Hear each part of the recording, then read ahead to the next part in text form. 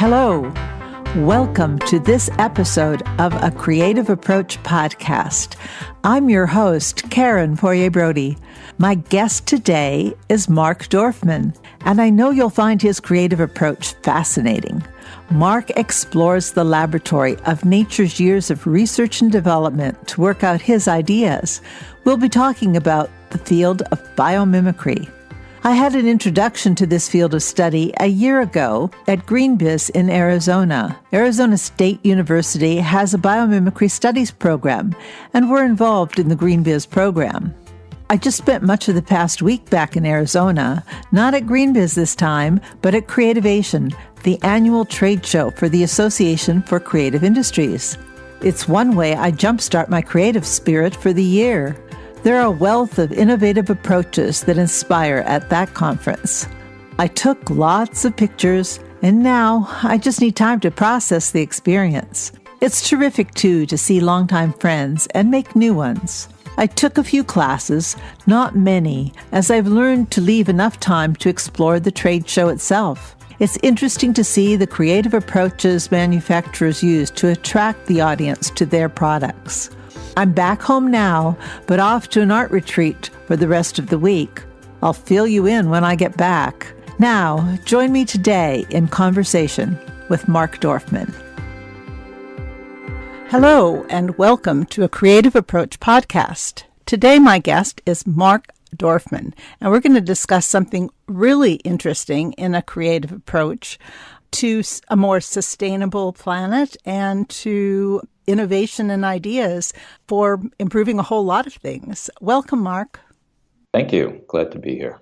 Yeah, and I was first introduced to the subject of biomimicry, which we'll be discussing today, a year ago. I didn't know anything about biomimicry before then, and I took a small voice in Introduction to Biomimicry online and found it really interesting. And I am so happy that you're here to talk about it a bit and introduce my listeners to the subject. So maybe you could give us a little background on what it is that you do.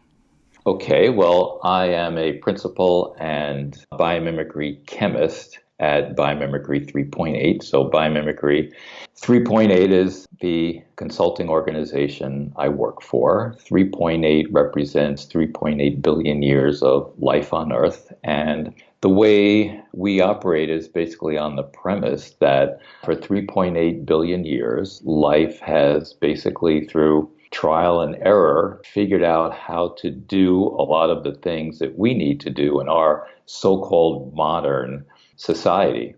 In that 3.8 billion years that life has been on Earth, if you were to condense that 3.8 billion years into one calendar year, then the amount of time that particularly our industrial society has been on the planet is about a second or two. So you can see that even though we think we're very advanced, nature has had a lot more time to perfect technology, if you will. You know, we don't really look at nature as full of technology, but it's incredible the technologies that that organisms have created to survive. You know, we may also think that the needs that we have are different than the needs that organisms have. But really, it's the same sort of things. If you look at the functions that the materials that we use have to have, you know, we want them to be, you know, structurally sound and lightweight and to have, you know, coatings or whatever that protect from environmental conditions, whether it be UV light or the impact of rain. We need to hold things together. We need things to slide against one another. I mean, all of these functions that our materials and processes need in the course of our daily lives are the same list of functions that nature also has to find solutions to. And so biomimicry is very exciting work because when companies come to us and say, look, we have this various kinds of challenge. Being a chemist, usually leading research that is around toxic chemicals and how companies would like to get rid of toxic chemicals that they're using. The way biomimicry works is we always break that challenge that companies come to us with down to a function. What is the function of the chemical? What is the function of the item that you're creating? Because once you break it down to a function, then you can go to the natural world and say, okay, well, how do organisms, from microorganisms to reptiles to mammals, we look across all species, how do organisms solve for that same function? And I always look at it as whenever we approach a new challenge, I always expect the unexpected, because the way that the strategies that nature has used to solve problems is just always really very surprising. For example, take color. So anybody who's looked at biomimicry has probably come across something called structural color. Now, we may think that to create colors, we need chemicals, we need pigments to provide a color. And that's basically how industry has worked to color, fabrics and makeup and cars and everything else, is to have a pigment that's going to provide the color. But once you ask the question, how does nature create color? You find certainly pigments in nature, but you also find other strategies such as structural color. So anyone who's been to, a museum gift shop or to a shop that sells butterflies, those framed butterflies, Yes. you'll always see those really intense iridescent blue morpho butterflies. Right. And they're one of many creatures that provides that incredible color with no pigment. If you were to take those wings and to sort of crumple them up, you'd be left with sort of a beigey off-white color. But what creates that color is the microscopic structure on the surface of every scale making up that wing. So there's kind of, a dozen or so layers in the scale, a layer of translucent material followed by air, and then translucent material followed by air. And depending on how thick that material is, what the material itself is, how thick the air layer is, it bends light and then reflects, just like light passing through water. The light will bend. So passing through other translucent materials, the light will bend.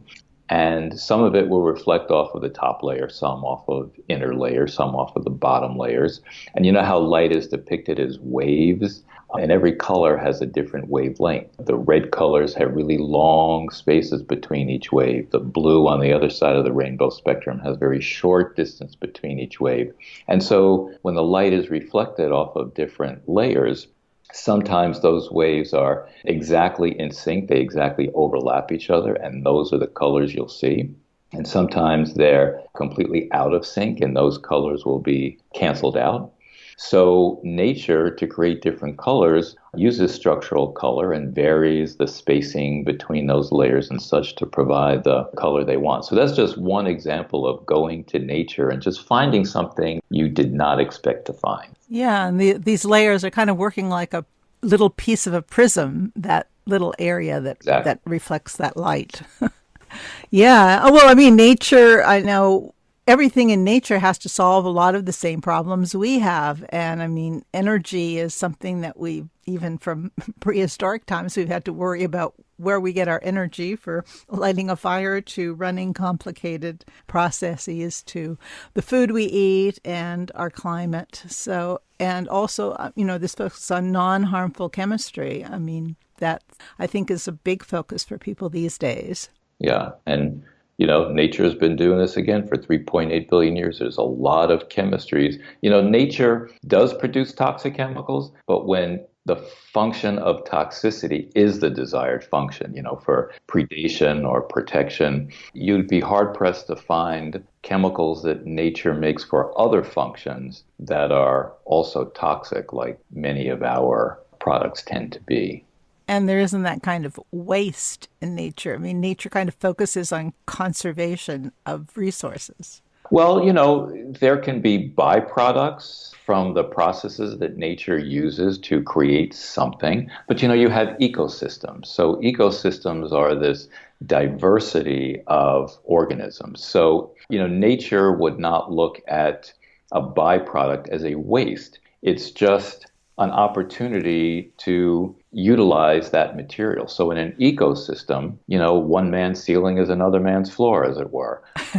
So a byproduct from one becomes a resource for another. I mean, just look at photosynthesis, and I have a feeling I'll be bringing up photosynthesis more than once because it is so amazing. But, It you is know, amazing. a byproduct of photosynthesis is oxygen. And we certainly have made positive use of oxygen.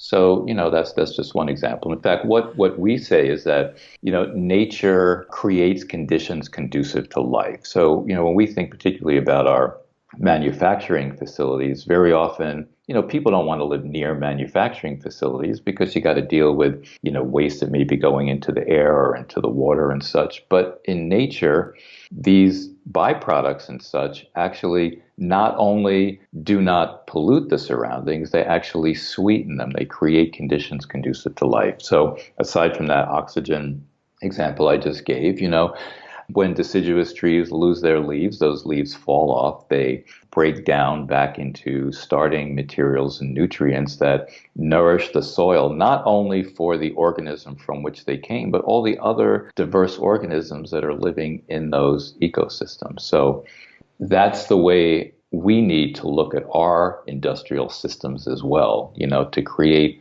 factories and groups of factories that not only do not pollute, but actually sweeten the environment, improving the environment, because we depend on the ecosystem services that ecosystems provide. It cleans our water, it cleans our air, it provides habitat for organisms that serve as our food. So there's so much that we can learn from nature, not just how nature may produce individual chemicals or functions, but also how nature creates community. Yeah, and one example I think of is that companies who depend a lot on water, like beverage manufacturers, are planting mangrove trees in order to have a better source of cleaner water. Mm-hmm.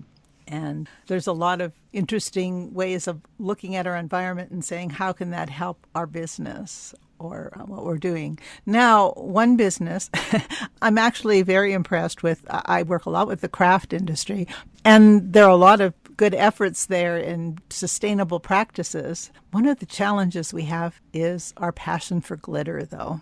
I've been reading that that's a big environmental problem. Well, the first thing that comes to mind is an eyeshadow that L'Oreal produced, again, based on structural color. So they created an iridescent eyeshadow that does not have any pigment in it. It uses mica, I believe. I'm not sure exactly how they create their layers, but glitter seems to be a perfect example of where structural color might serve as good inspiration. And so the wings of the butterfly that I mentioned before are made out of chitin. Chitin is a polysaccharide. Polysaccharides are basically sugar molecules linked together. Yeah. So we could create glitter out of natural materials using either structural color types of strategies or perhaps pigments that nature also uses, but that are non-toxic and biodegrade at the end of their useful life. So you'd be really hard-pressed to find a challenge that cannot be potentially solved by biomimicry. The thing that you have to keep in mind when you're really looking for innovative, radical changes to the way we do things is that they don't happen overnight.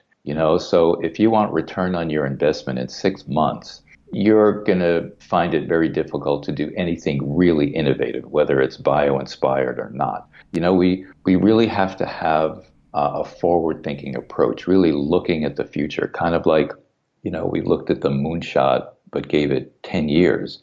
To do something really radical, we have to be willing to put in the time and the resources to be able to go from really new, innovative ideas to something that's actually tangible and commercializable. But the benefit is that, the companies, the governments, whoever who do that first will be at the forefront and will be able to corner that market. So I would like to see that kind of shift in mindset from, quick return on investment, which I think stifles innovation very often, to really being willing to invest, but seeing the benefit of doing so.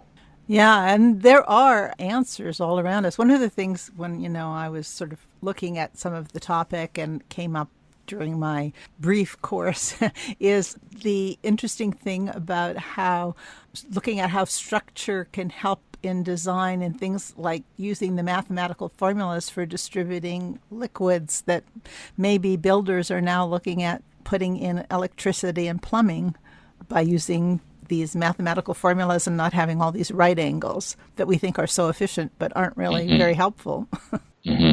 Yeah. Well, one of the more interesting in terms of water flow are these devices created by this company called PAX. So they're PAX fans. They're not necessarily always fans, but any kind of propeller, whether it's used, underwater or, to move water-like fluids around or air-like fluids, quote unquote, around. But it was based on first of all, the observation that there's, spirals all over the place in nature, even in the inanimate world. So, whenever you see water flowing, especially if there's something moving in water, you always see these eddies and vortices around because it's a very efficient way to dissipate energy and to store materials as well. So based on the spiral shape, particularly in the lily, they created these fans that actually, instead of sort of pushing out to move fluids around, they pull them in, so they're impellers. But using that type of design, it's so much more efficient and quieter. So you can move so much more material. Let's say you're a treatment plant of some sort and you need to keep big vats of water or, whatever kind of liquid in constant mix. You can use a much smaller device and use much less energy than you would with a conventional kind of propeller type fan to move those around. So that's one idea that came to mind when you mentioned about flow and water and no right angles. Yeah, make me appreciate more if I'm out whitewater rafting, all those eddies and whirls that are happening in the water. But I think, that's just it, looking around and finding things. I think, so when people who are involved in biomimicry are kind of looking at solutions, you said they look both at plant life and animal life and an ecosystem. And I guess my question is there kind of a structure to how you go about solving a problem, or is it just doing a lot of research on what's been thought of before?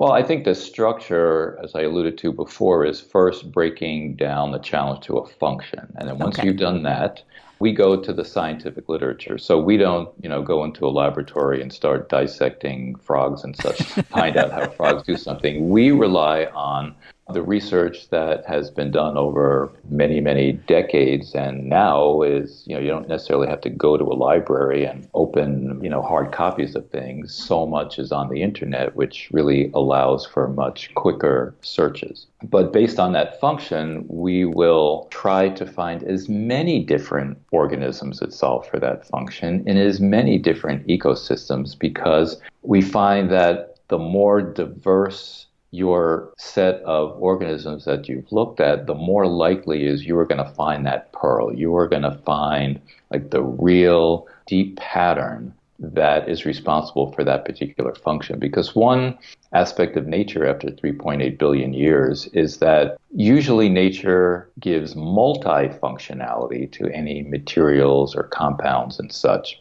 Because of course it's more efficient to have one thing being able to do more than one thing than only doing one thing. I mean, that's sort of the same thing behind the popularity of smartphones. They're not just phones, they do so many other things. They're almost more than, being a phone is such a minor function. Right. So in the same way, let's say you look at just one organism that has solved for a particular function that you're interested in. It might be hard to differentiate whatever characteristics you see in that organism, even though it does solve for the function that you're interested in. If you really want to get down to what is the engineering or scientific or whatever principles that are going on there tied to that one function, it's sometimes hard to tease that out from the other functions that material or whatever is also serving. But if you look across different organisms, from microorganisms to reptiles to birds to mammals, just everything, particularly in a variety of ecosystems, then because there are so many different conditions within these organisms have to operate, and you're looking at just one function, and all of these different organisms in these different ecosystems, have all come together because you've searched for one function. Once you start to see the thread that's similar in all of those, then it's kind of revealing what is the strategy and the principles behind that particular function. So that's the strategy that we use, is to really go very broad in our research and try to include as many organisms and ecosystems as possible to get to that really fine set of principles. And then once you've identified those principles and deep patterns, then they begin to inform new concepts and ideas for designing new solutions.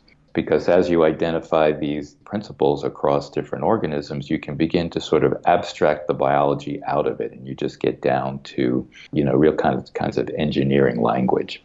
Right. For example, if you're talking about the morpho butterfly again, you're not going to necessarily mention a wing or that it's a butterfly, but you're talking about microscopic layers, and you're talking about translucent materials, and you're talking about relative space between them. So there's really nothing biological about that principle that you start describing. And then because the principle is not necessarily biological, it's more engineering, it kind of creates a bridge to where you can say, okay, now I'm going to take these engineering principles and engineer something new, some new type of product.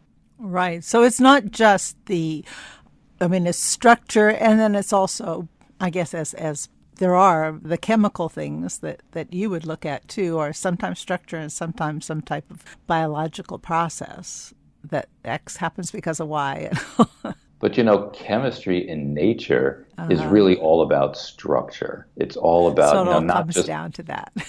It does. It's all about shape. Nature's chemistry is all kind of hand in glove, 3D shape compatibility. That's how chemistry happens in nature. It's not the way we do chemistry, which is a little more crude. Take a lot of really reactive chemicals and throw them together and, see how they react. Maybe they'll give you the thing you really want, but they'll also create all this other side reactions that you don't really want. But nature is so much more elegant in chemistry because it's more based on shape instead of reactivity. And if two chemicals come together and they don't fit together, there's just no reaction. So it's a lot more elegant and sophisticated and less likely to create unwanted reactions. Yeah, I think people who don't explore into science that much, maybe they remember a little bit from high school chemistry if they had a good enough teacher to understand the structure of a molecule, how things are put together. And it's very dimensional. It's not those little flat drawings that you see printed off. Exactly. When you really go down to the basic, form of life of DNA, I think it's such a marvelous structure. Talking about spirals and interconnectivity and compactness, and it's just a marvelous process.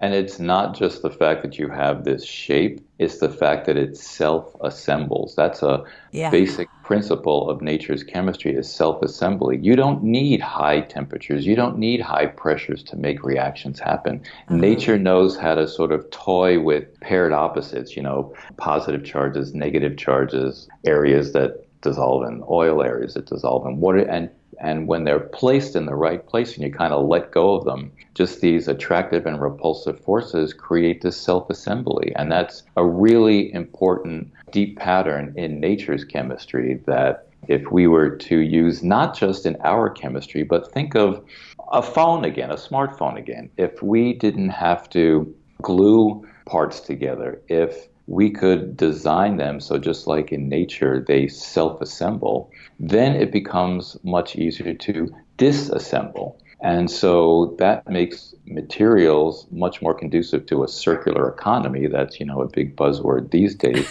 If you can take materials apart, even from something as complex as a phone, then you're able to recycle, rebuild, and you don't have mounds of waste forming. So this whole idea of self-assembly is huge in nature, and I think is something that will have wide applicability, not just in chemistry, but at all scales in in the products, whether they be phones or houses.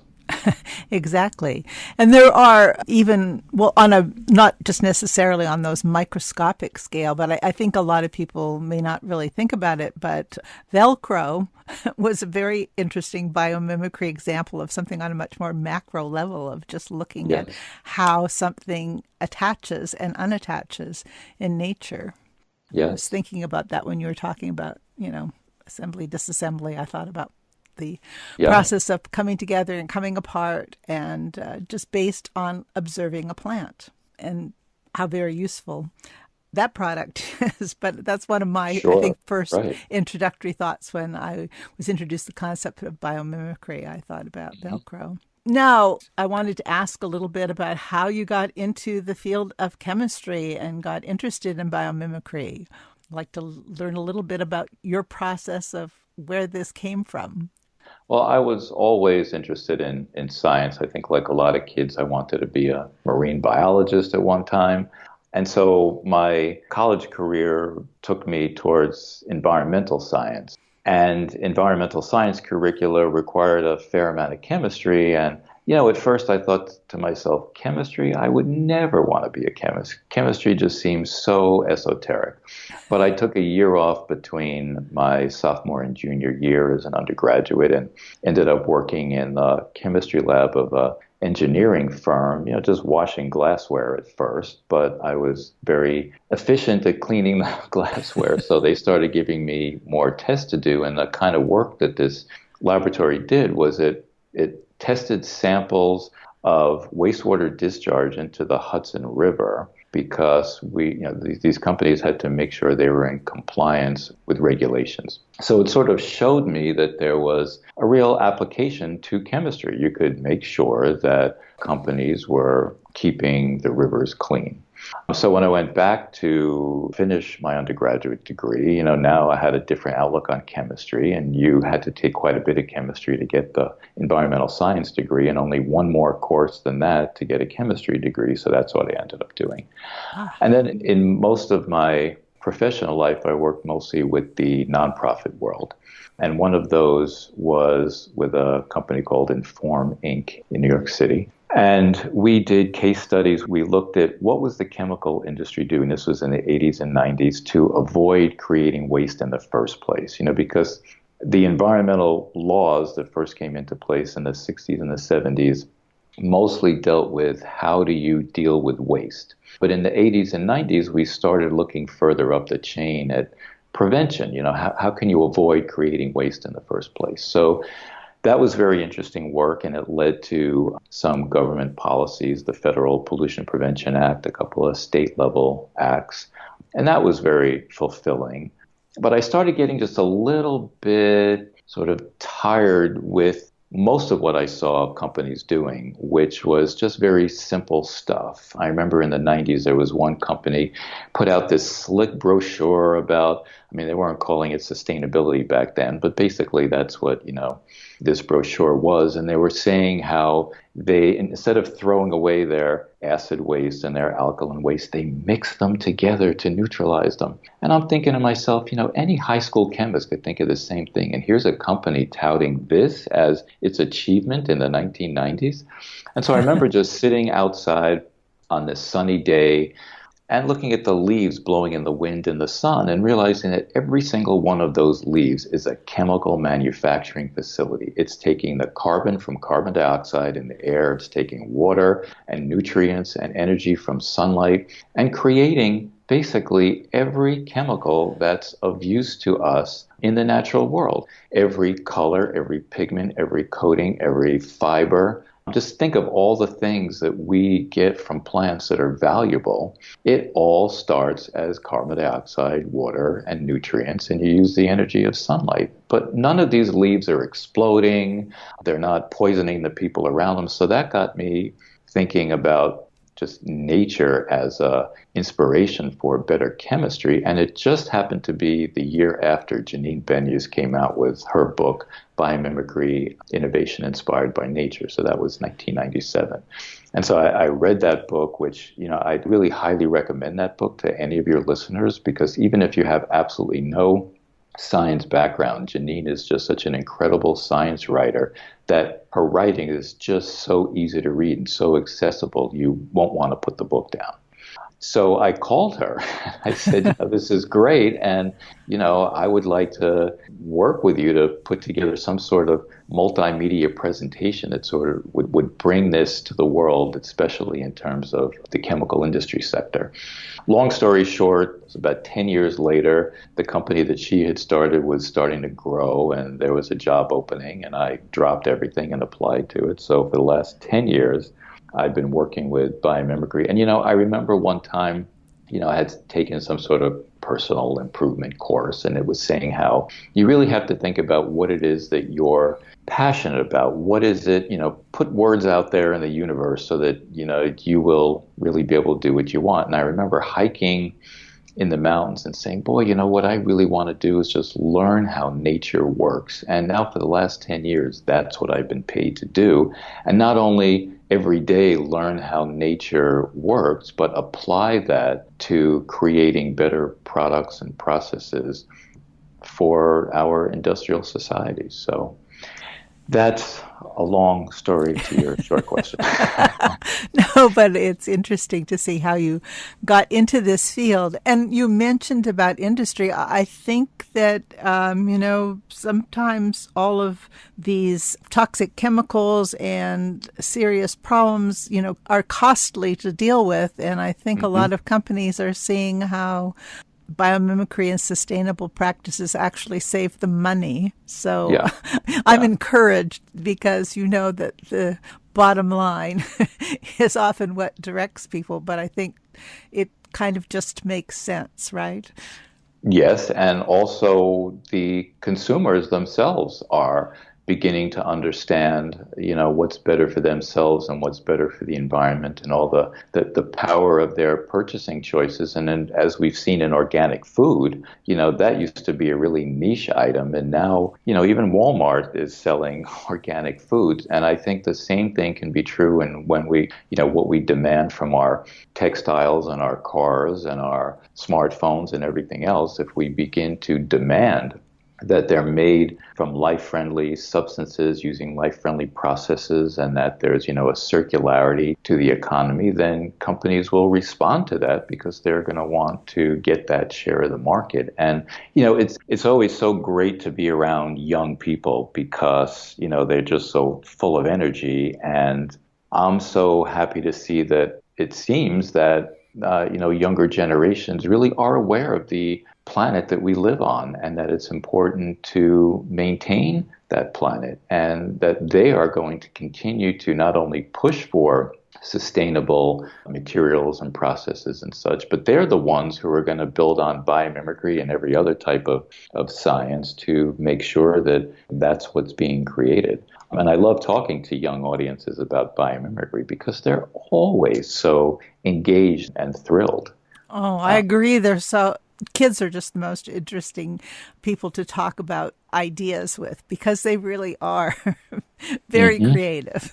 They haven't let a lot of the inhibitions sort of drown that. In fact, that's kind of what I usually end up my conversations with here is discussing, your general thoughts on creativity. And I think that's one is just getting young people involved. Well, it's getting young people involved, but even for those of us who are current professionals, so our business model at first was companies come to us with challenges. We do, we break down to functions. We do all this research. We find the underlying engineering principles. We come up with concepts based on that. And so our original design model was then, companies are just going to run with that stuff. They're going to take those concepts and they're going to develop them. But it's really hard to take a really innovative idea and create, working prototypes and actual commercialized products because a lot of us are just comfortable with the training we had and the experience we had. And, we've gotten praise for doing that and kind of really reticent to step outside that comfort zone. And so, we've seen a lot of companies not necessarily run with these concepts, for various reasons. But I think there's that long-term investment part is one, but also just, you need scientists who are going to work on these, who really have sort of not only the smarts and the confidence, but are willing to fail and don't see failure as something bad. They see it as a learning opportunity. Because if you're going from a really creative new idea to, on the road to a prototype and actual commercialized product, you're going to fail. You're going to inevitably try something that's not going to work. You have to try something else that's not going to work. But that's kind of the road to success. There's never a straight line, where there's nothing but successes between your idea and the actual commercialized product. So when we pick companies to work with, when we pick strategic partners to work with, we make sure that they are not only smart and creative, but that they know that there's going to be failure there, and they're willing to step out the box, that they have attitudes like there are no bad ideas. You say to your team, just come up with ideas. We'll try something. We have this one strategic partner who says, when in doubt, try it out. I like that. Yeah. Yeah, I think that's the secret to creativity, is being willing to fail, being willing to work outside the box, kind of leaving your ego at the door and just having fun, because it's actually a lot of fun to create. Yes. So that's what I agree with that too. This has been a wonderful conversation. Thank you so much for joining me today. Yeah, thank you. Helping our listener understand a little bit more about biomimicry. Mm-hmm. So thanks again. You're very welcome. Thank you for joining us at A Creative Approach podcast today. Show notes from today's episode, where you can learn more about my guest, Mark Dorfman, are available on the webpage www.acreativeapproachpodcast.com. A Creative Approach Podcast has a Facebook page. Please join our Facebook group page too, where your questions and feedback on the show are welcome. A Creative Approach Podcast website is where you can also find our affiliate links. On our website, there's also a Patreon page tab. Thanks so much to my Patreon donors for their contributions to the show. I also welcome you to subscribe to A Creative Approach podcast on your favorite podcast platform. Thanks again for listening. I hope you will join in future conversations and find inspiration as you explore a creative approach to life.